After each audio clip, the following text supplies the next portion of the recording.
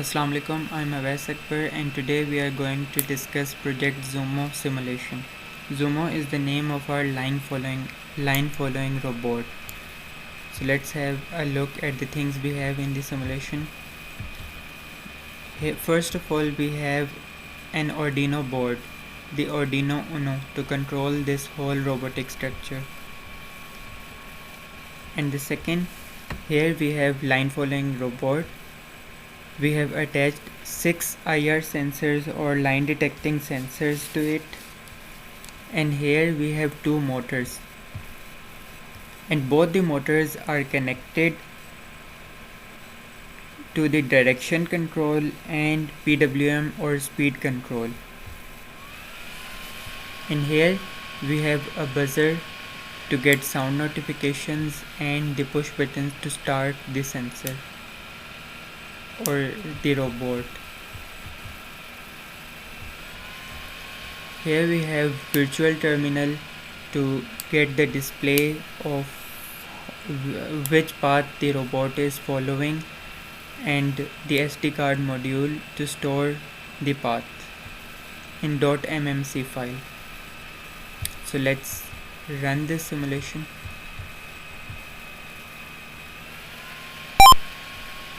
Let's start it by pushing that button. Okay, so Zumo has started. As you can see that here we are getting the path. It has turned left, so L is stored here, and when it goes straight, all that SSS is being displayed. This B thing means that it turned back.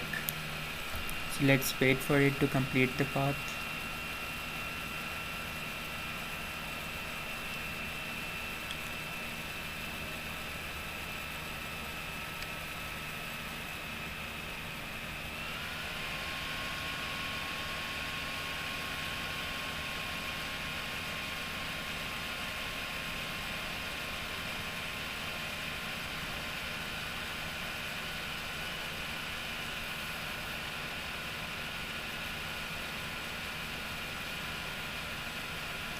So our robot has finally covered all the path and reached its goal point, and all this data that was being shown here is stored in the SD card module, and we have .mmc file here.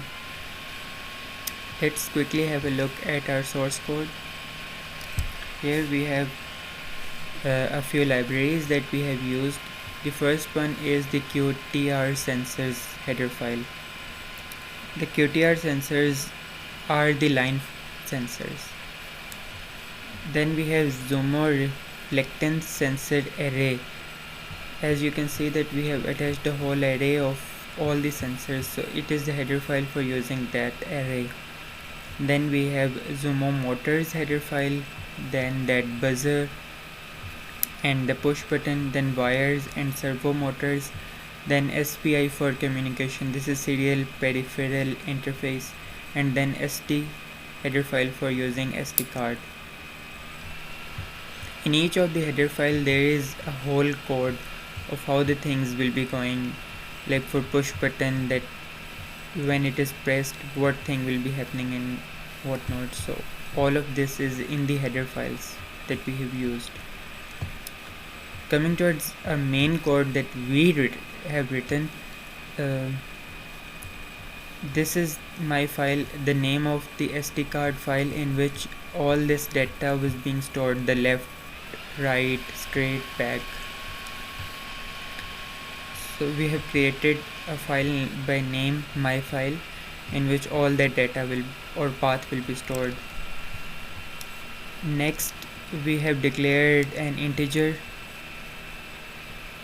by chip select and given it 10 value. What does it mean? This means that we are actually writing this in Arduino IDE language.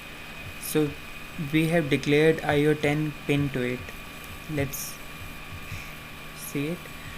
Here we have attached chip select to IO10 pin. This is the Arduino IDE language.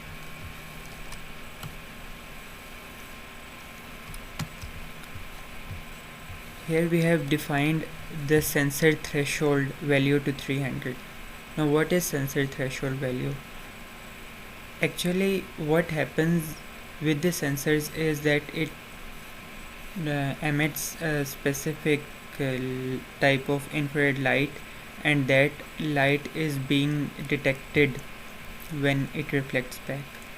So this is the value, that how much light, that limit or threshold value, that how much light should be reflected, that the sensor should know that this is a black line.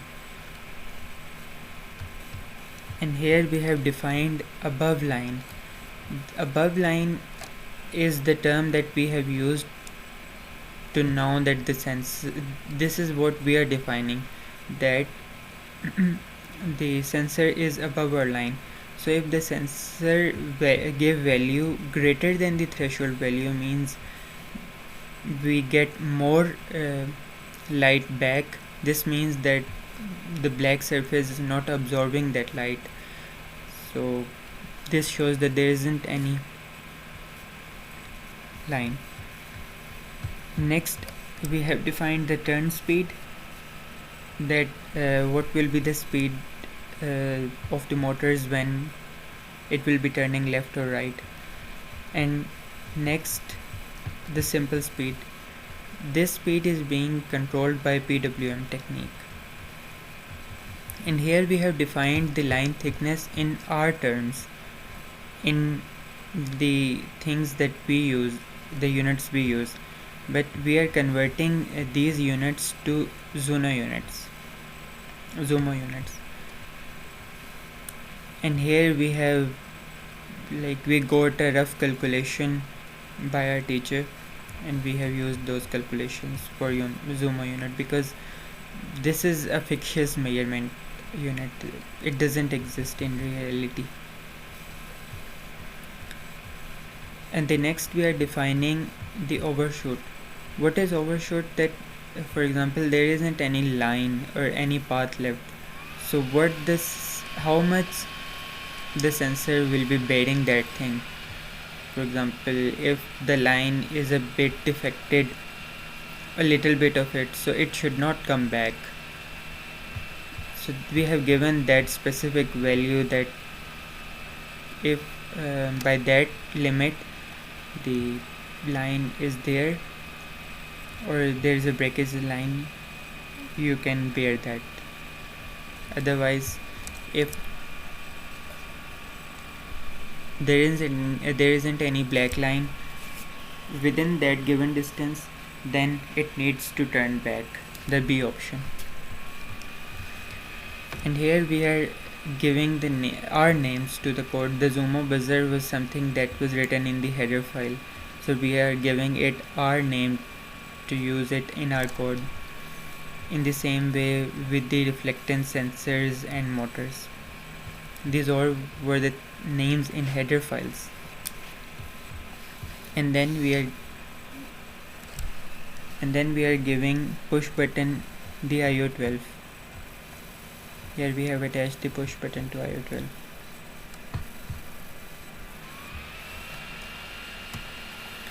Okay, so this is the string of characters, an array of characters in fact, in which we are storing all the alphabets. What alphabets? The L, R, S, B, the path. We are storing that path here. And here we have to measure the length of the path, how long our robot has traveled, we have initialized a path length character. This is our main function. Here our Arduino IDE thing is starting, and the most important thing there after defining is the setup. This is serial.begin 9600 for this thing, virtual terminal.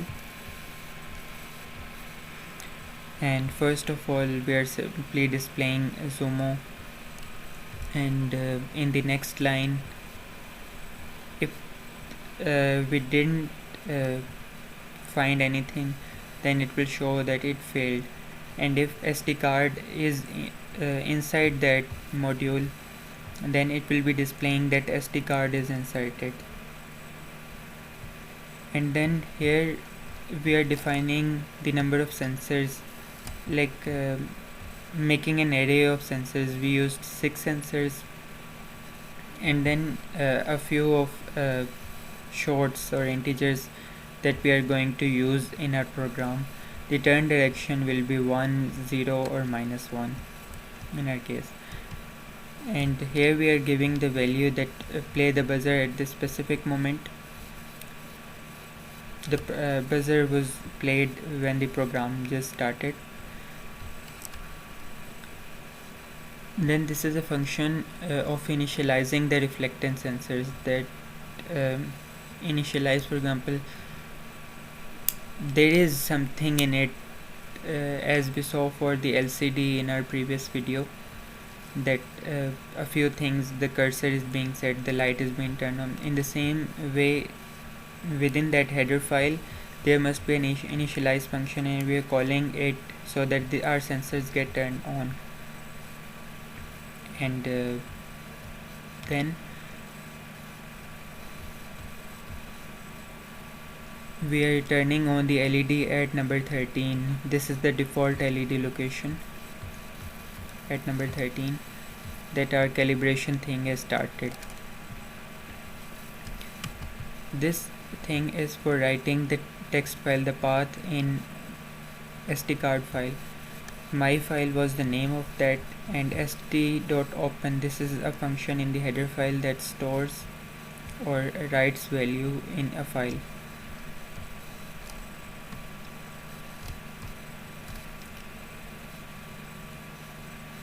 And here we are, first of all, when it starts writing in the file, it shows Zumo start, then path opened, and then it starts all that thing.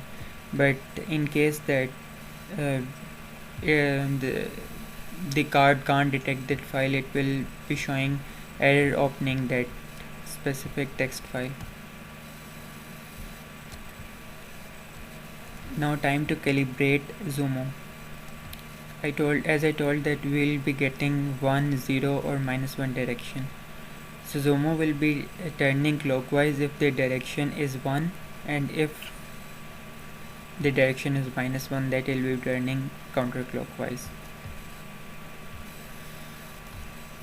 And we are setting the motor speed. This is a function inside that motors,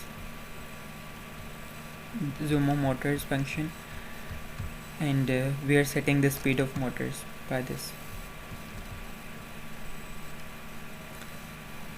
Now here, if the rightmost sensor changes over from white space, then we'll be adding 1 to the overall function.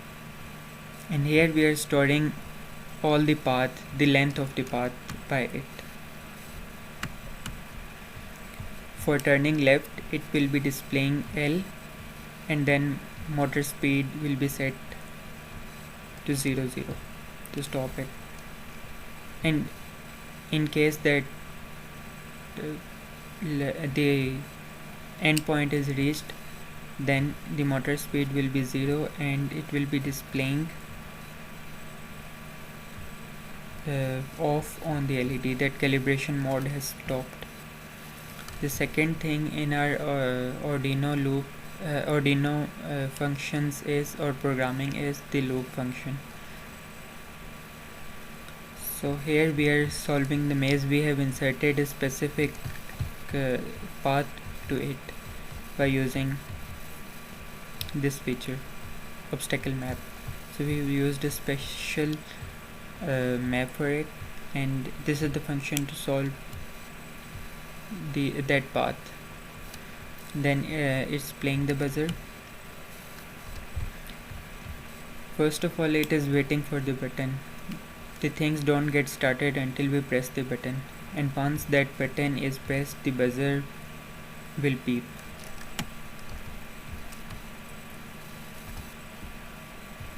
And a few characters of integers and short that we'll be needing.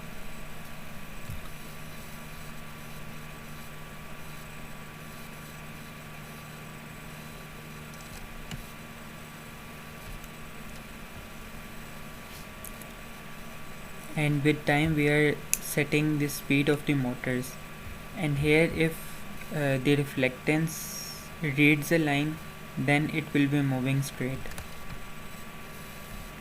In case of left turn, the SD card will be simply storing or displaying L, and after each line it will be showing data stored, data stored, data stored, like this.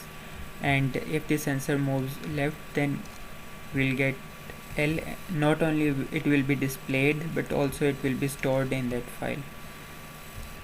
In case of right, will be shown only R. In case of moving forward, we'll be getting F.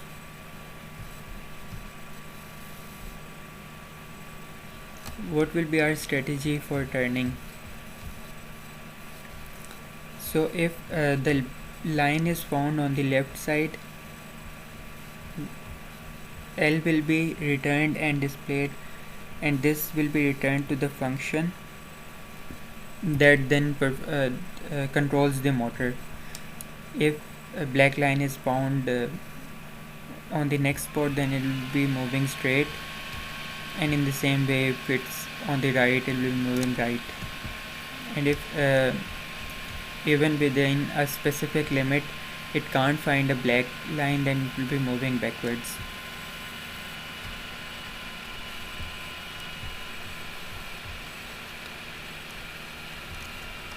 Here we are using the power difference thing. The offset from center should be 0 when we are on the line, means that the power difference should be 0 when we are moving straight on the line. So what this whole thing will be doing is that it will be computing the difference between the two motors power setting. If the difference between motor 1 and motor 2 is a positive number, then robot will turn to the left, and if it is a negative number, then it will be turning towards right.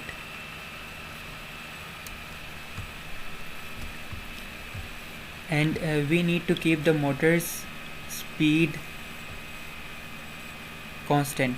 So what we are doing is that if the power difference is greater than the speed, we are making it equal to the speed, and if it is less than the speed, even then we are making it equal to the speed.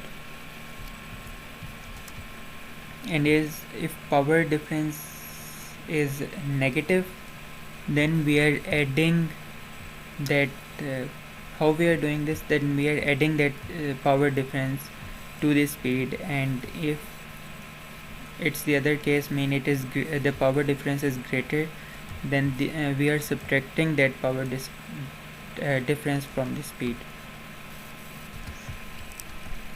Now if above line, these sensors are 0, 1, 2, the name of all those 6 sensors that we are using, and above line was something that we defined to show that this specific sensor is above line. So if all of these sensors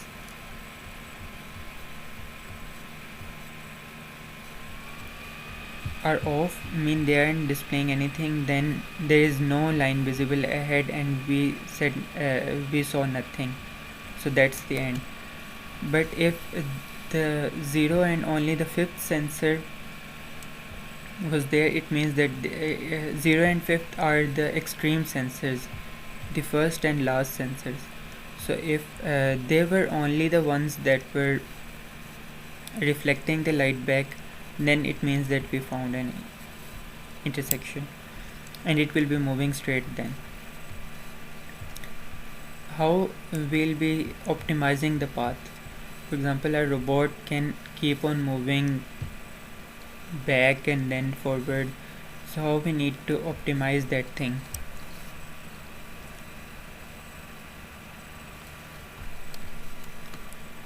So what we are doing for that is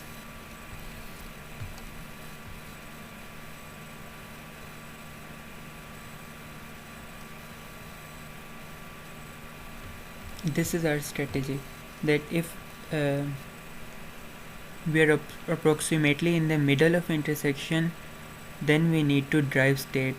This should help us better detect if we have left or right segments, and we need to check if left or right even exists or not. After driving a little further, we should have passed the intersection and can check to see if that hit the finish line or not. And we'll be checking then for the straight exit, and continuously we'll be checking that if there is any segment on the left or right side.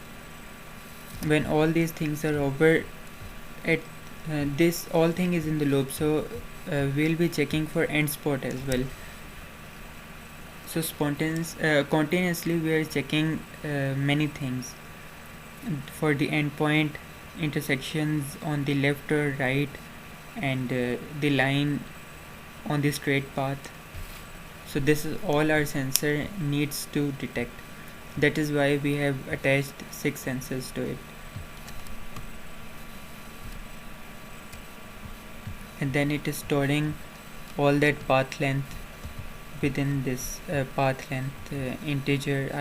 I think it was a positive integer, unsigned integer.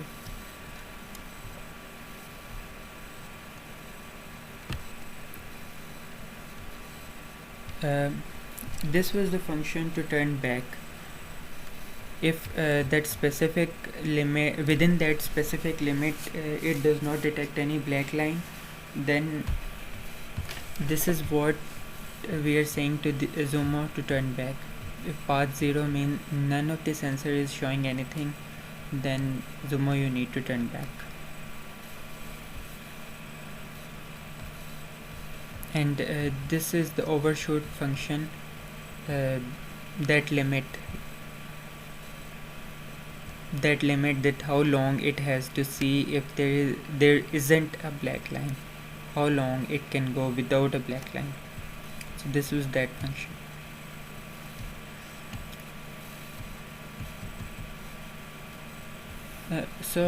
Here we have a simple strategy that's common, that if it is going straight, for right it had to take an angle of 90, for left it has to take an angle of 270, and for back it has to take an angle of 180.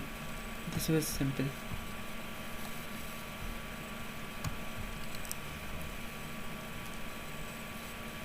And by that degree of rotation of the robot, we are giving these characters, that if it was in the case of 0 means there wasn't any rotation, then we have to label it as S, because our robot can't understand that is it straight or not. It isn't an AI robot, so we need to define everything. If it is moving 90 degrees, then it will be right, and like this 180 for back and 270 for left. And in the end we are getting this path length function. So that was all from it, our Zumo simulation. So thank you for watching. Allah Hafiz.